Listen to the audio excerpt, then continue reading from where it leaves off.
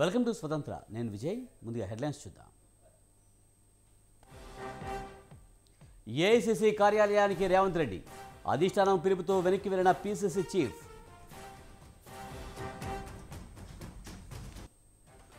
రేపే రేవంత్ ప్రమాణ స్వీకారం, మంత్రులు 6 ప్రమాణం చేసే ఛాన్స్.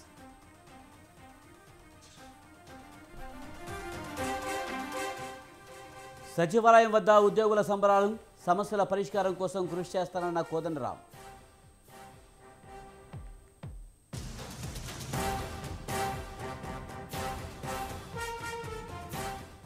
బలహీనపడిన మిచాంగ్ తుఫాన్, తెలుగు రాష్ట్రాల్లో పలుచోట్ల వర్షాలు.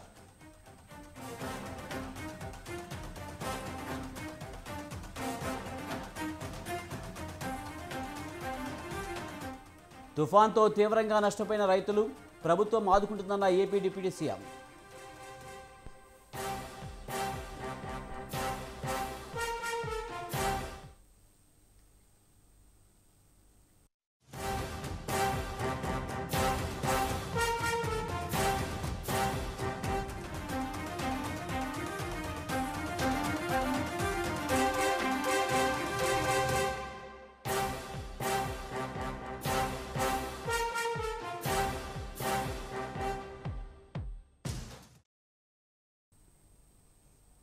ఢిల్లీలో ఆసక్తికర పరిణామం చోటు చేసుకుంది.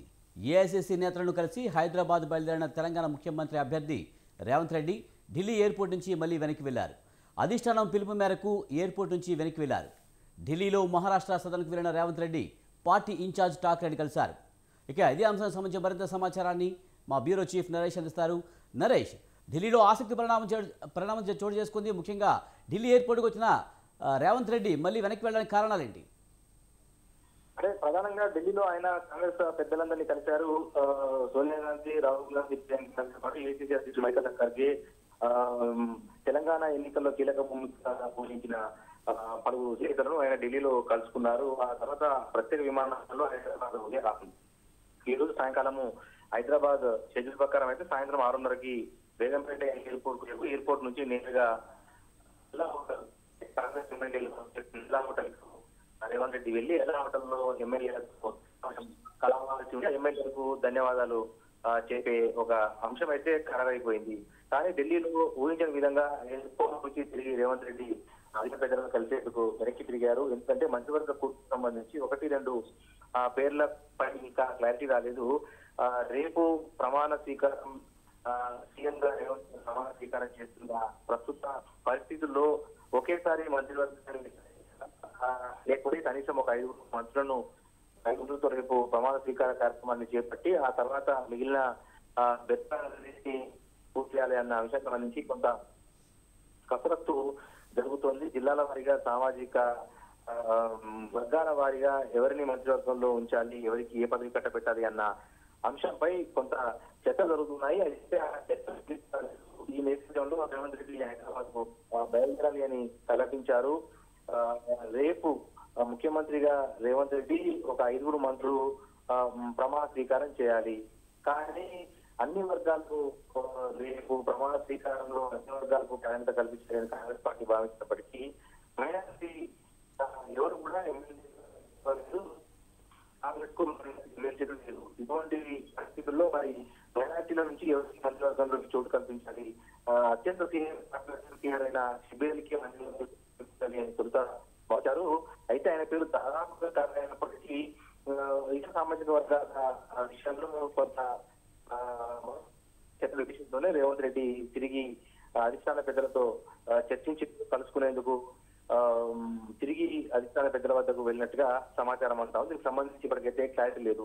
అయితే రేవంత్ రెడ్డి హైదరాబాద్ బయలుదేరడానికి ప్రధాన కారణము ఒకటి, రేవంత్ తన ప్రమాణ స్వీకార మహోత్సవానికి ఎమ్మెల్యేలను, విపక్షాల నాయకులను, మరీ ముఖ్యంగా 300 మంది అమరవీరుల కుటుంబాలను, 250 మంది ఉద్యమకారులను వ్యక్తిగతంగా రేవంత్ రెడ్డి ప్రమాణ స్వీకార కార్యక్రమానికి ఆహ్వానం పంపారు. అయితే అందులో కొంతమంది పెద్దలున్నారు. తెలంగాణ ఉద్యమానికి పర్యాపదంగా ఉన్న హరగోపాల్, కోదండరాం వంటి నేతలను రేవంత్ రెడ్డి వ్యక్తిగతంగా కలిసి వ్యక్తిగతంగా ఆహ్వానించాలి అని తలపించారు. ఆ నేపథ్యంలో ఢిల్లీ పనులను పక్కన పెట్టి మరి హైదరాబాద్ బయలుదేరేందుకు ప్రయత్నించారు. కానీ ఉన్న పలంగా రేవంత్ రెడ్డిని మరోసారి సమావేశానికి హాజరు కావాలి అని ఢిల్లీ పెద్దలు వెనక్కి పిలిపించిన నేపథ్యంలో పూర్తి స్థాయిలో అంటే తెలంగాణ మంత్రివర్గంలో సంఖ్యాపరంగా ముఖ్యమంత్రితో పాటు మొత్తం 18 మంది మంత్రులుగా ఉండే అవకాశం ఉంది.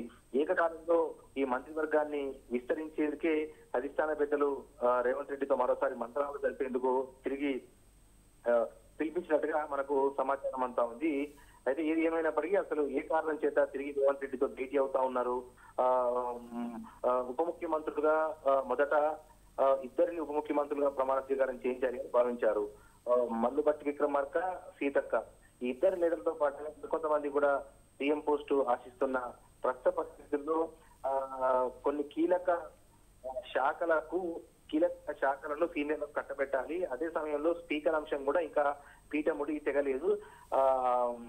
మెజారిటీ సీనియర్లు మంత్రి పదవిని ఆశిస్తున్నారు. స్పీకర్ పదవి తీసుకునేందుకు కొంతమంది సీనియర్లు వెనక ముందు ఆడుతున్న నేపథ్యంలో ఈ స్పీకర్ పదవికి సంబంధించి ప్రధానంగా చర్చ జరిపేందుకు రేవంత్ రెడ్డి తిరిగి అధిష్టాన పెద్దలను కలుస్తున్నట్టుగా మనకు సమాచారం అంతా ఉంది. ఏది చెప్పినప్పటికీ ఆలస్యంగానైనా రేవంత్ రెడ్డి హైదరాబాద్ కు చేరుకుంటారు. ఎల్లా హోటల్లో బస్ చేస్తున్న ఎమ్మెల్యేలందరినీ కలిసి సిఎల్పి ఏకగ్రీవంగా రేవంత్ రెడ్డి పేర్లు ప్రతిపాదించింది. మెజారిటీ ఎమ్మెల్యేలు రేవంత్ రెడ్డిని సీఎం గా ఉండాలని కోరుకున్న నేపథ్యంలో ఆ ఎమ్మెల్యేలందరినీ కలిసి రేవంత్ రెడ్డి ధన్యవాదాలు తెలుపుతారు. ఆ తర్వాత వ్యక్తిగతంగా తెలంగాణ ఉద్యమకారులను, విపక్ష నేతలను కూడా రేవంత్ కలిసి తన ప్రమాణ స్వీకారానికి రావాలని ఆహ్వానించే అవకాశాలు కనిపిస్తా ఉన్నాయి. ఏది ఏమైనప్పటికీ రేవంత్ ను తిరిగి ఎందుకు పిలిపించారు? ఏసీసీ అధ్యక్షుడు మల్లికార్జున ఖర్గేతో మరోసారి ఎందుకు రేవంత్ భేటీ కావాలనుకుంటున్నారు అన్న అంశానికి సంబంధించి కొంత క్లారిటీ రావాల్సిన అవసరం అయితే ఉంది. Right, thank you Naresh.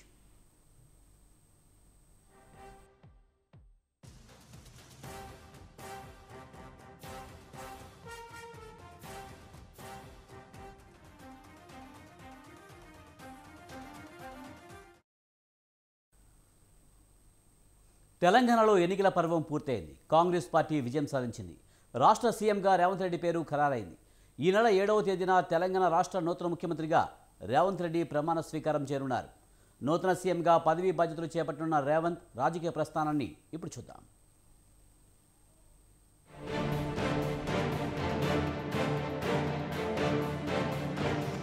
Telangana ఎన్నికల పర్వం భూతకాలమైంది. నూతన సీఎంగా రేవంత్ రెడ్డి పేరు ఖరారవడం వర్తమానమైంది. ఇక భవితగా రాష్ట్ర కాంగ్రెస్ అధ్యక్షుడు రేవంత్ రెడ్డి ముఖ్యమంత్రిగా ప్రమాణ స్వీకారం చేయనున్నారు. కాంగ్రెస్ అధిష్టానం తెలంగాణ సీఎంగా రేవంత్ రెడ్డి పేరును ఖరారు చేయడంతో ఆయన ఈ నెల 7వ తేదీన ప్రమాణ స్వీకారం చేయనున్నారు. దిగ్గజ పార్టీగా పేరుంది. అసాధారణ రీతిలో దశాబ్ద కాలం పాటు పాలన సాగించిన బీఆర్ఎస్ ఈ ఎన్నికల్లో పరాజయం పాలైంది. హ్యాట్రిక్ సాధించాలనుకున్న గులాబీ పార్టీకి గుబులు మిగిలింది.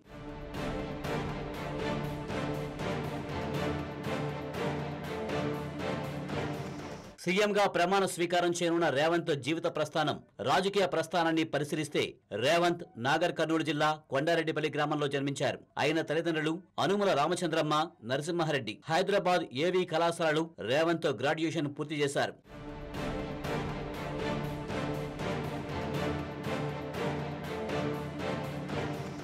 విద్యార్థి దశ నుంచి రాజకీయాలపై ఆసక్తి పెంచుకున్న రేవంత్ 2006లో మిడ్జల్ మండల జెడ్పీటీసీ సభ్యునిగా గెలిచారు. 2007లో మహబూబ్ నగర్ స్థానిక సంస్థల ఎమ్మెల్సీగా విజయం సాధించారు. 2009 ఎన్నికల్లో కొడంగల్ నుంచి టీడీపీ ఎమ్మెల్యేగా గెలుపొందారు. 2014లో రెండోసారి సైతం ఎమ్మెల్యేగా విజయం సాధించారు. 3 ఏళ్ల పాటు టీడీపీ ఫ్లోర్ లీడర్ గా ఉన్న రేవంత్ 2017లో కాంగ్రెస్ పార్టీలో చేరారు.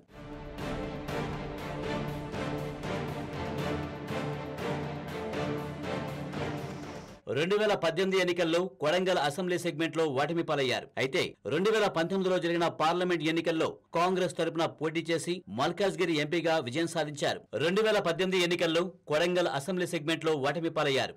అయితే 2019లో జరిగిన పార్లమెంట్ ఎన్నికల్లో కాంగ్రెస్ తరపున పోటీ చేసి మల్కాజ్గిరి ఎంపీగా విజయం సాధించారు. 2021లో తెలంగాణ పీసీసీ అధ్యక్షునిగా రేవంత్ పదవి బాధ్యతలు తీసుకున్నారు.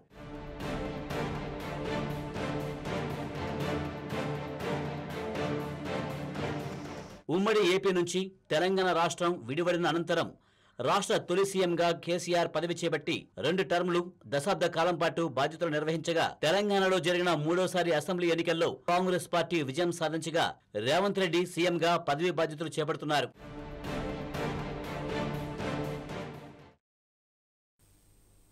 తెలంగాణ ముఖ్యమంత్రిగా రేవంత్ రెడ్డి ప్రమాణం చేయనున్న నేపథ్యంలో హైదరాబాద్లోని ఆయన నివాసం వద్ద పోలీసులు కట్టుదిట్టమైన ఏర్పాటు చేశారు. రేవంత్ రెడ్డి చాలా ఏళ్లుగా జూబ్లీహిల్స్ రోడ్ నెంబర్ 44లో నివాసం ఉంటున్నారు. ప్రస్తుతానికి అక్కడే ఉండాలని ఆయన యోచిస్తున్నట్టు తెలుస్తోంది. అక్కడే కొన్ని రోజులు ప్రజా దర్బార్ నిర్వహించేందుకు సన్నాహాలు చేయాలని పోలీసులకు సమాచారం అందింది. అందుకు అనుగుణంగా పోలీసుల ఏర్పాట్లు ముమ్మరం చేశారు. జూబ్లీహిల్స్ ఏసీపీ హరిప్రసాద్, ఇన్స్పెక్టర్ రవీంద్ర ప్రస్తుతం భద్రతా ఏర్పాట్లను పర్యవేక్షిస్తున్నారు. ఆయా ప్రాంతాల్లో విద్యుతీకరణ, రహదారుల శుభ్రత, ఇతర పనులు పూర్తి చేసే దిశగా జీహెచ్ఎంసీ అధికారులు చర్యలు తీసుకున్నారు.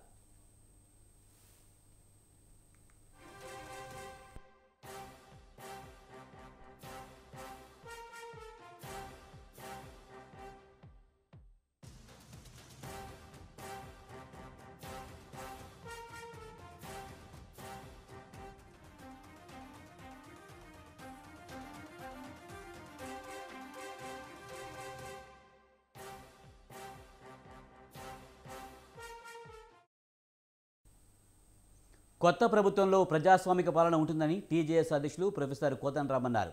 ప్రభుత్వం ఉద్యోగులకు వారధిగా ఉంటారని హామీ ఇచ్చారు. తెలంగాణలో కొత్త ప్రభుత్వం ఏర్పడుతున్న సందర్భంగా సచివాలయం వద్ద ఉద్యోగులు సంబరాలు చేసుకున్నారు. సంబరాల్లో కోదండరాం పాల్గొన్నారు. ఉద్యోగ సంఘ నేతలతోనే ఉద్యోగుల హక్కులను హరించారని ఆయన అన్నారు. ఉద్యోగుల సమస్యల పరిష్కారం కోసం ప్రయత్నిస్తామని కోదండరాం చెప్పారు.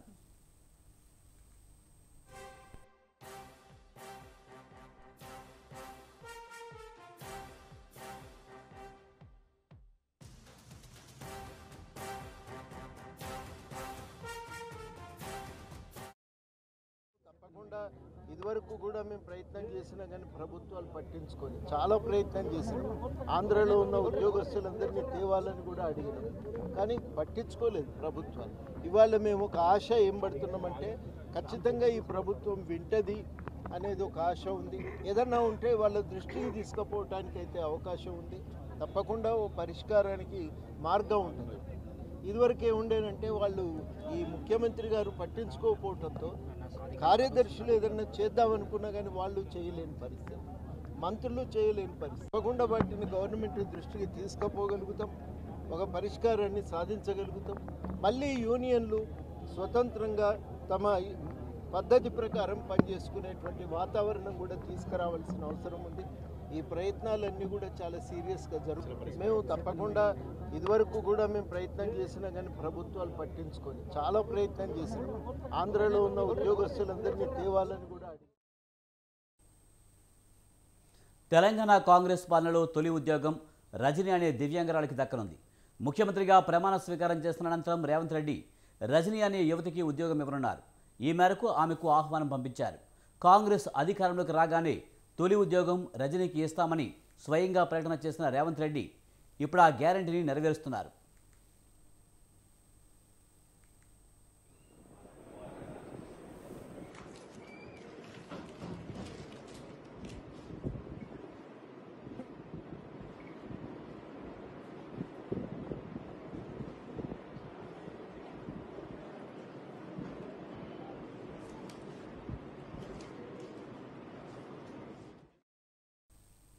అక్టోబర్ 17వ తేదీన నాంపల్లికి చెందిన రజని అనే ఓ దివ్యాంగరాలు గాంధీ భవన్కి వెళ్లి రేవంత్ రెడ్డి కలిశారు.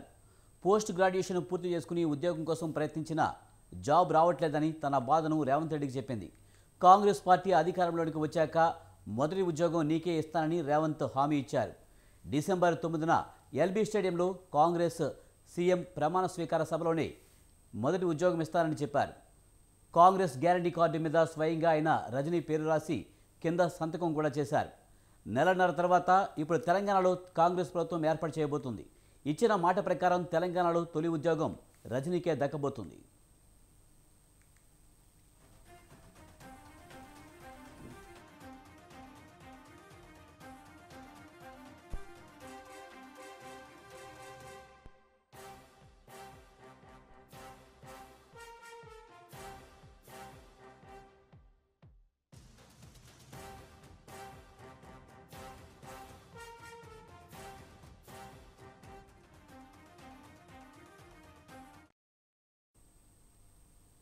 ఐఆర్ఆర్ ఉచిత ఇసుక కేసులో టీడీపీ అధినేత చంద్రబాబు దాఖలు చేసిన ముందస్తు బెయిల్ పిటిషన్పై ఏపీ హైకోర్టులో విచారణ వాయిదా పడింది. తదుపరి విచారణను డిసెంబర్ 12వ తేదీకి వాయిదా వేసింది. గత ప్రభుత్వ హయాంలోని ఉచిత ఇసుక విధానంలో అక్రమాలు జరిగాయంటూ ఏపీ సిఐడి ఇటీవల కేసు నమోదు చేసింది. ఈ కేసులో ముందస్తు బెయిల్ కోసం చంద్రబాబు హైకోర్టులో పిటిషన్ వేశారు. నవంబర్ 30న విచారణ జరగ్గా చంద్రబాబు తరపు లాయర్లు వాదించారు. వాదనలు విన్న ధర్మాసనం తాము తదుపరి ఉత్తర్వులు ఇచ్చే వరకు చంద్రబాబు విషయంలో ఎలాంటి తొందరపాటు చర్యలు తీసుకోవద్దని సిఐడిని ఆదేశించింది. సిఐడి తరపున వాదనలు వినేందుకు అడ్వకేట్ జనరల్ శ్రీరామ్ సమయం కోరడంతో విచారణను డిసెంబర్ 6కు వాయిదా వేస్తూ హైకోర్టు ఉత్తర్వులు జారీ చేశారు. ఇవాళ మరోసారి విచారణ చేపట్టిన న్యాయస్థానం పిటిషన్ తదుపరి విచారణను డిసెంబర్ 12కు వాయిదా వేసింది.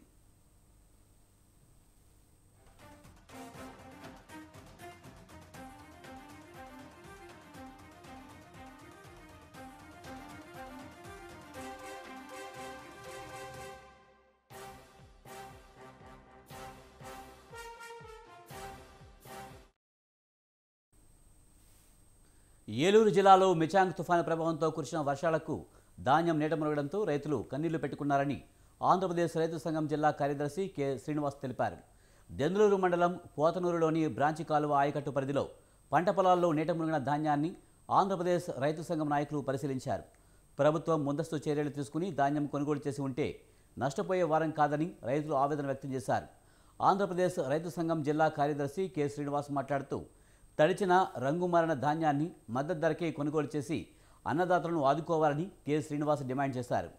తుఫాను ప్రభావంతో నష్టపోయిన రైతులకు, కౌలు రైతులకు నష్టపరిహారం చెల్లించి ఆదుకోవాలని డిమాండ్ చేశారు. కొనుగోలు చేయకపోవడం వల్ల, సంచులు ఇవ్వకపోవడం వల్ల, లారీలు ఏర్పాటు చేయకపోవడం వల్ల ఈ ధాన్యం అంతా కూడా తడిచిపోయి ఇవాళ రైతు కంట కన్నీళ్లు పెట్టుకుంటా ఉన్నారు. తెచ్చిన పెట్టుబడి అప్పు ఏం చేయాలో కూడా అర్థం కాక ఎలా తీర్చాలో తెలియక ఇవాళ దుఃఖిత స్థితిలో దుర్గారావు కుటుంబం అల్లాడిపోతా ఉన్నది. శ్రీనివాస్, ఆంధ్రప్రదేశ్ రైతు సంఘం ఏలూరు జిల్లా కార్యదర్శి. ఈరోజు పోతునూరులో నున్న దుర్గారావు గారి పొలాన్ని మేము పరిశీలించడం జరిగింది. తుఫాను కారణంగా ఉమ్మడి ప్రకాశం జిల్లా వ్యాప్తంగా సుమారు 500 ఎకరాలకు పైగా అరటి తోటలు నేలమట్టమయ్యాయి. లక్షల రూపాయల పెట్టుబడి పెట్టి పంట చేతికొచ్చే దశలో నేలమట్టమవడంతో రైతులు ఆవేదన వ్యక్తం చేస్తున్నారు. నష్టపోయిన రైతులను ప్రభుత్వాలు ఆదుకోవాలని రైతులు కోరారు. అరటి పంట నష్టపోయిన రైతులతో మా ప్రకాశం జిల్లాలో ప్రతినిధి శ్రీనివాస్ ఫేస్ టు ఫేస్.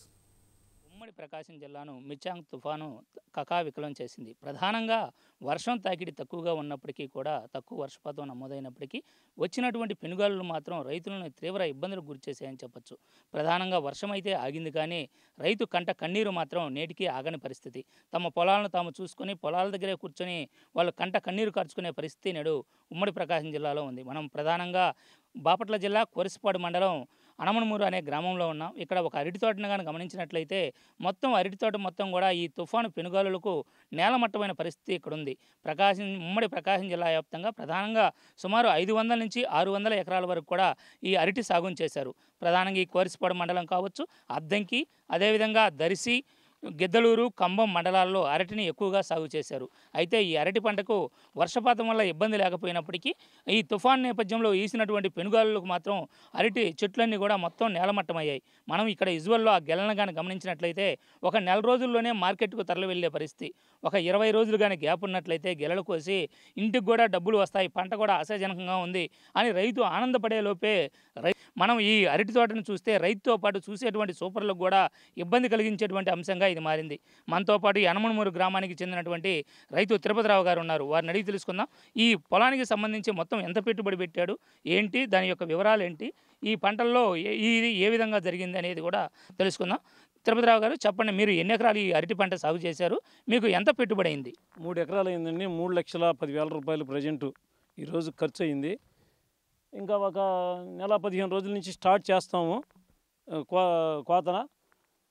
ఈ అకాల వర్షం, ఈ గాలి వచ్చినందువల్ల ఇదైపోయింది. ఇక్కడ ఈ అనమనమూరు గ్రామంలో, ఈ రోడ్డుకి ఇవ్వతున్న గ్రామాల్లో ఎక్కువగా అగ్రికల్చర్ క్రాప్స్ అసలు పండవండి. ఇక్కడ ఏ పంట ఈ నష్టపోయిన దానికి అన్నీ మా దాని మీద మళ్ళీ ప్రతి ఆ ట్యాక్స్, ఈ ట్యాక్స్ అని అందరూ వసూలు చేస్తున్నారు. మరి ఇవాళ మాకు జరిగిన ఇబ్బందికి ఏ ట్యాక్స్ మాకు వర్తింప జరుగుద్దో ఎవరైనా చెప్పాలి.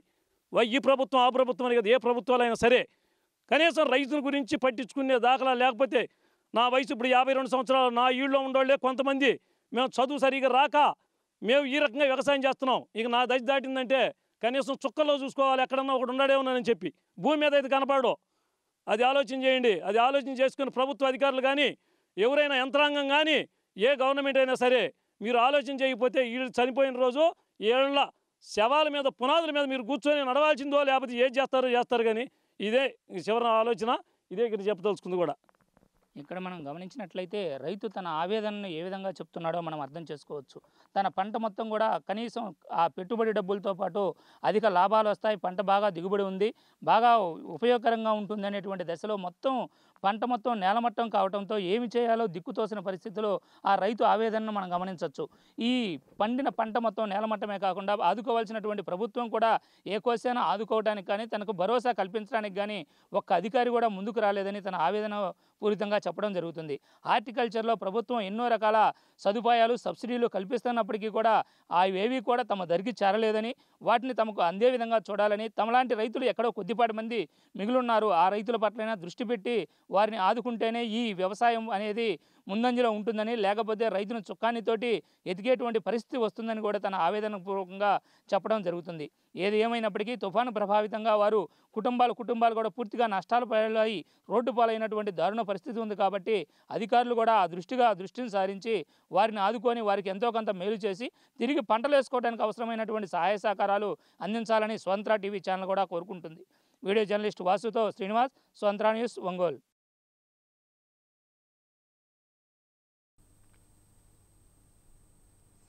ఉమ్మడి నెల్లూరు జిల్లా వ్యాప్తంగా మిచాంగ్ తుఫాను ప్రభావం అధికంగా పడింది. గూడూరు నియోజకవర్గంలో కొన్ని గ్రామాల చుట్టూ వరద నీరు చేరడంతో రాకపోకలు నిలిచిపోయాయి. ఈ గ్రామాల సమస్యలను వెలుగులోకి తీసుకుని రావడానికి స్వతంత్ర టీవీ ప్రత్యేకంగా పడవలో వెళ్ళింది. అప్పటికే నిత్యావసర సరుకులు, ఆహారం, తాగునీరు గూడూరు ఆర్డీఓ కిరణ్ కుమార్, చల్లకూరు తహసీల్దార్ శ్రీనివాసులు ఆధ్వర్యంలో పడవల ద్వారా అందిస్తున్నారు. ఇక ఇదే అంశంపై మరింత సమాచారాన్ని మా నెల్లూరు ప్రతినిధి సునీల్ అందిస్తారు.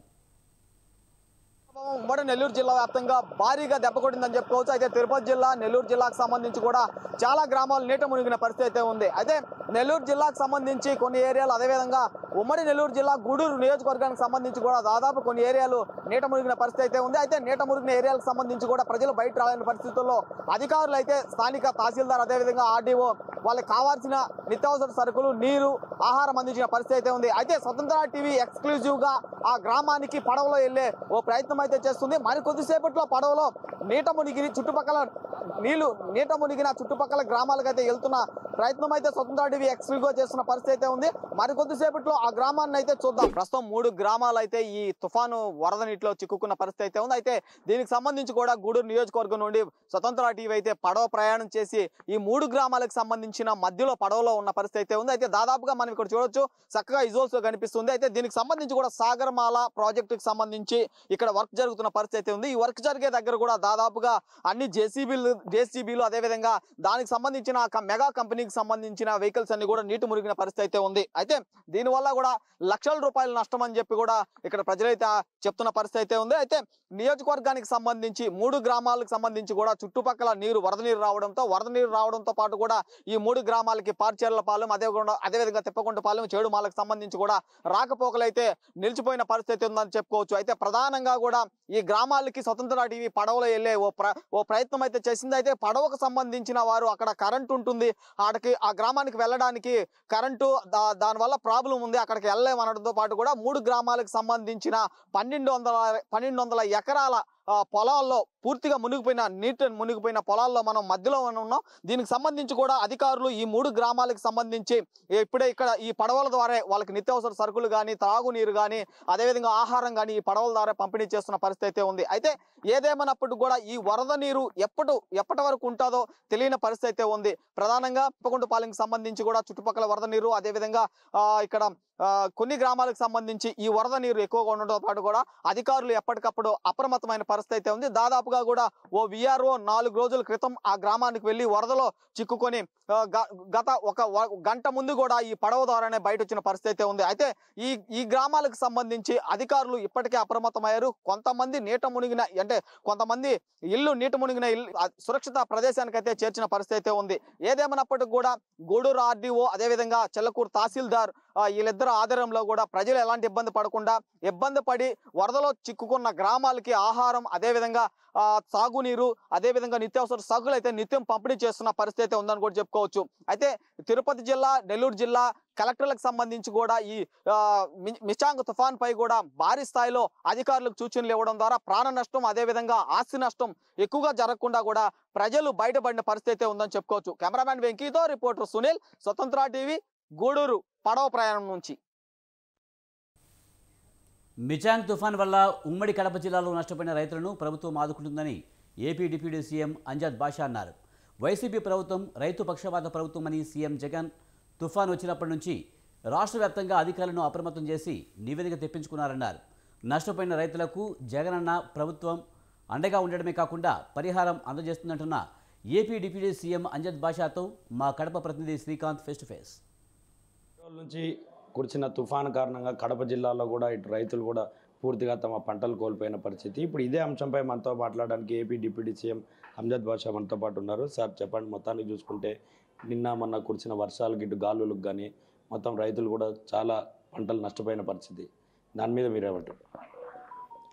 గత 2-3 రోజుల నుంచి ఏదైతే వర్షాలు కురుస్తున్నాయో మరి ఏదైతే తుఫాను కారణంగా మరి ఇతర జిల్లాలు నెల్లూరు మరి తిరుపతి ఆ ప్రాంతాల్లో మరీ ఎక్కువగా ఉన్న పరిస్థితి నుంచి మరి ఈరోజు మన వైఎస్ఆర్ జిల్లాకు సంబంధించి మరి కొన్ని ప్రాంతాలు మరి ఈ తుఫాను కారణంగా మరి ఎఫెక్ట్ అయిన పరిస్థితి వాస్తవమే. మరి దానికి సంబంధించి మరి మన జిల్లాకు సంబంధించి ఏదైతే బద్వేలు ప్రాంతము మరి అదేవిధంగా సిద్ధవటము, ఒంటిమిట్ట మరి అదేవిధంగా వల్లూరు ప్రాంతము మరి చెన్నూరు ప్రాంతము మరి ఈ ప్రాంతంలో మరి ఏదైతే మరి కొన్ని రైతులు ఇబ్బంది పడిన పరిస్థితి వాస్తవాలే. దానికి సంబంధించి జిల్లా యంత్రాంగం అంతా కూడా జిల్లా కలెక్టర్ గారి ఆధ్వర్యంలో మరి ఆర్డీఓ గారు కూడా మరి ఈ ప్రాంతాలన్నీ కూడా సందర్శించడం కూడా జరిగింది.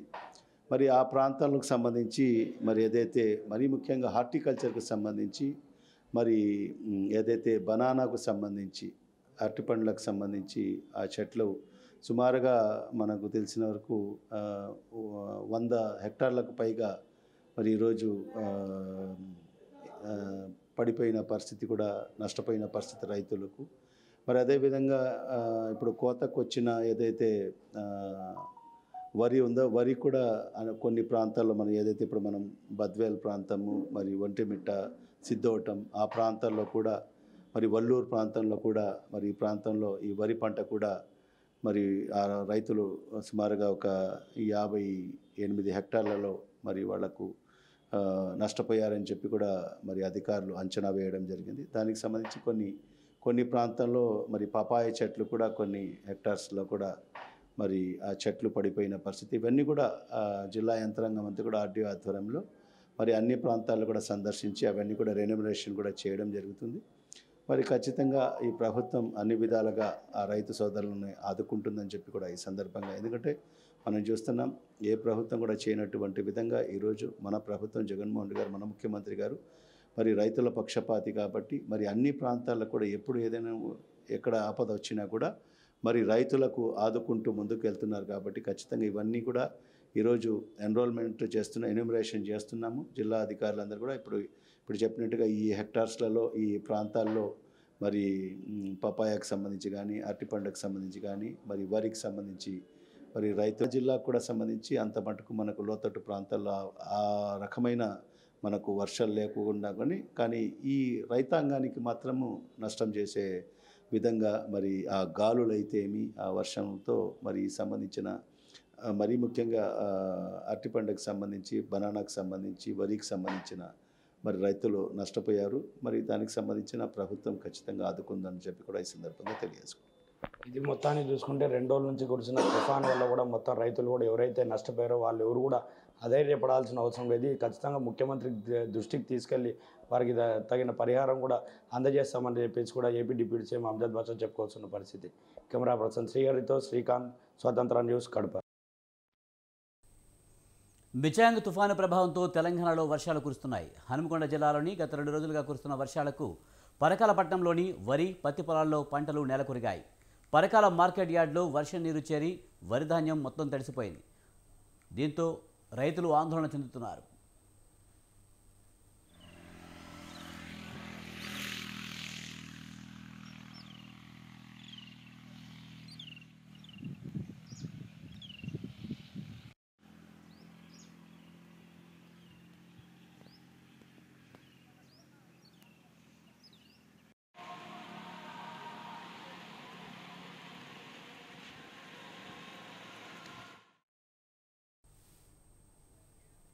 పల్నాడు జిల్లా నరసరావుపేట ప్రాంతాల్లో తుఫాను ప్రభావం వల్ల భారీ పంట నష్టం వాటిల్లింది.